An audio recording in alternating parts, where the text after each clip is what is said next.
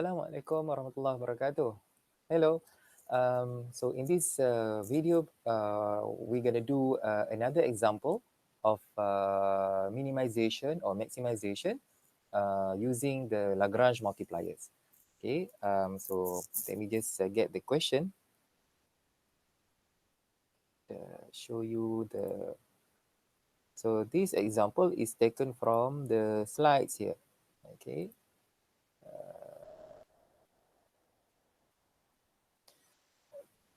Okay, so let's say now we have this question on productivity. Okay, we are given a production function, which is in the format of a Cobb-Douglas production function for a new product. So it depends on two inputs, labor and capital. So X is a labor. So this is our labor. And this is our capital. So it requires the combination of both labor and capital to produce this new product. Okay, this new product. And this is the information with regard to the cost. So each labor, so for each X, the cost is $50. And each capital, the cost is $100. Okay, for each Y. And let's say the company has already allocated 500,000, okay, for the production of this new product. Now, how should that amount be allocated between labor and capital in order to maximize production? So we have this information given to us. Okay.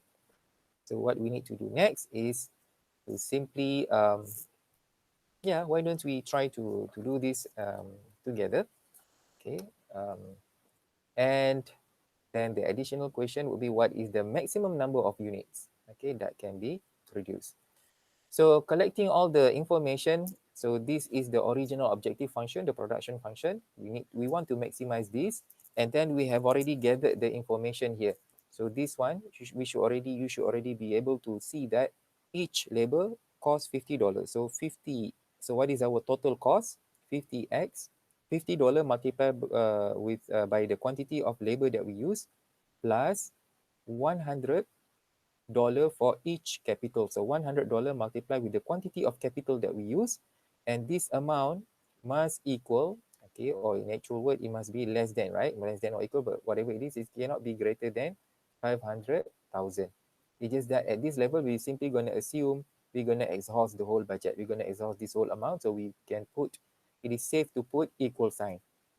Okay, we need to utilize this whole amount, 500,000. So this is how we form the constraint here. Okay, so to form the Lagrangian, so you need to rearrange this. This was originally 500x plus 100y equals 500,000. So rearrange, okay, put everything on the left hand side and just leave 0 on the other side. Okay, and then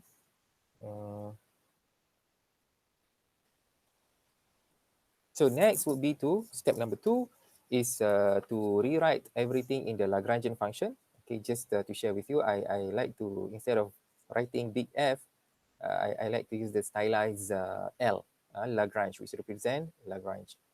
Okay, so this is the objective function plus, okay, don't forget the plus sign, lambda, and write everything, the whole constraint back within the parentheses.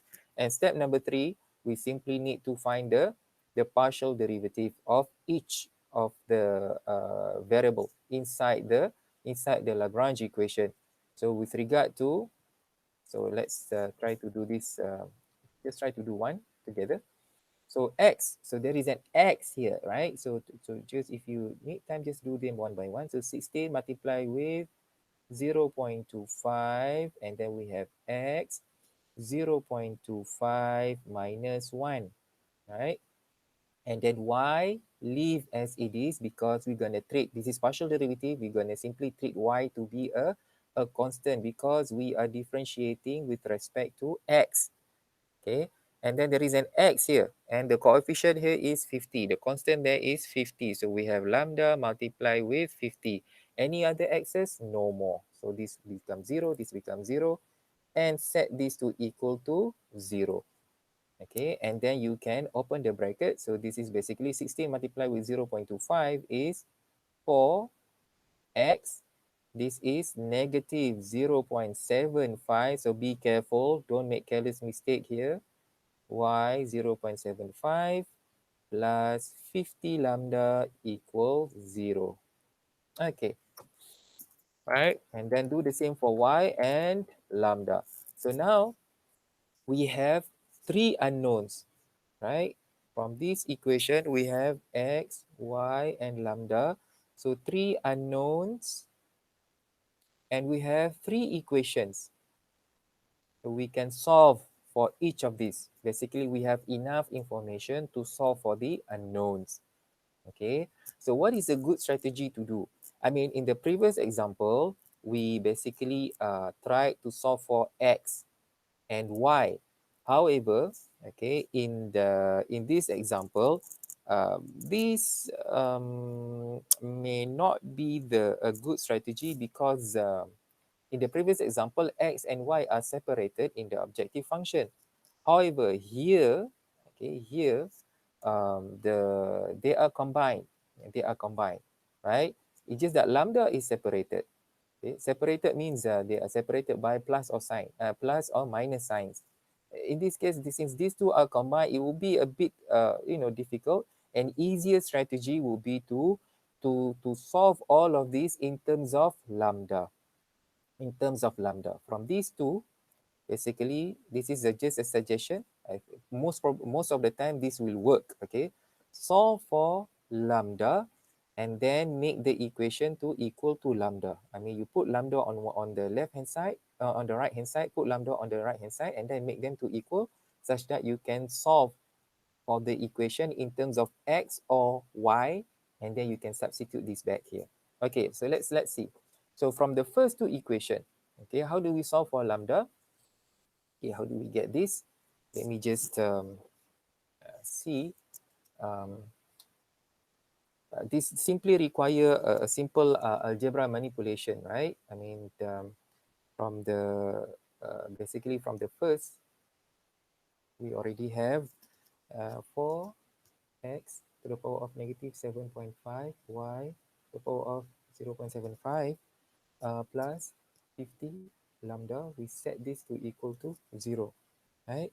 So from here, this basically means leave 50 lambda on one side, put all the other thing on the right hand side. So this become negative 4, x negative 0.75, y 0.75, and then get rid of this 50. How do we get rid of that 50? We simply divide both sides with 50. 5, y 0.75. So the 4 divided by 50 is 2 over 25. And similarly, from the second equation, you should be able to get this. Now, this is lambda, and this is lambda. Okay, so since lambda equals to lambda, we can basically solve for either x or y. So these two equations would be the same. Okay, and take note, this, okay, this is basically, I mean, if we were to rewrite this, this is actually negative 2 over 25. So this is to the power of negative, right? I'm going to put it in the denominator. So this is y 0.75 divided by x 0.75 equals negative 3 over 25. So this is x to the power of 0.25 divided by y to the power of 0.25. Negative sign, I put it in the denominator. And since this is negative and negative, we can actually erase the negative sign. They both will become positive. And then what we do next is that we can simply bring this to the other side, right? You simply multiply this side with x to the power of 0.75, right? And you're going to cross multiply. So this one goes up there. So let me just, so this become y 0.75 multiply with, I'm going to bring this y up, right? Okay, so this is y to the power of 0.25 equals 3 over 25, x 0.25 multiply with x to the power of 0.75. So 0.75 plus, because these are the same base, y and y, so 0.75 plus 0.25 equals 1. So that's why we get y here and we get x here. So this is actually a good thing about the Cobb-Douglas production function because it makes the calculation easy. So based on this, so the slide from the example, we simply solve for y. Okay, so y equals 3 over 2x. Now that we have this information, we're gonna basically substitute. Okay, sub back in equation 3. The constraint, right? The budget constraint that was given to us earlier, right? 50x plus 100y equals 500,000. So this is y. So we can substitute this here, and then we can solve everything in terms of x. Okay, so this is how we do it. We simply substitute. This is y. Okay, 3 over 2x. So now we can open the bracket and we get x equals 2,500.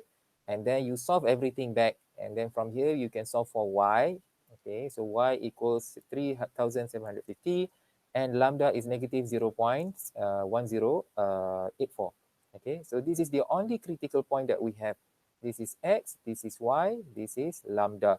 Label, capital, and lambda. So step number 4, since there is only one critical point, we're going to simply conclude that this is where the maximum productivity occur when we employ 2,500 labor, 3,750 capital are used. Okay, and to solve for the final part, a requirement of the question, since the question asks then what is the maximum product? So the maximum product, we simply substitute the values of x and y into the original objective function. Okay, original objective function, which is 6x 0.25, y 0.75, and we get 54,216 units. So this would be the maximum product or output.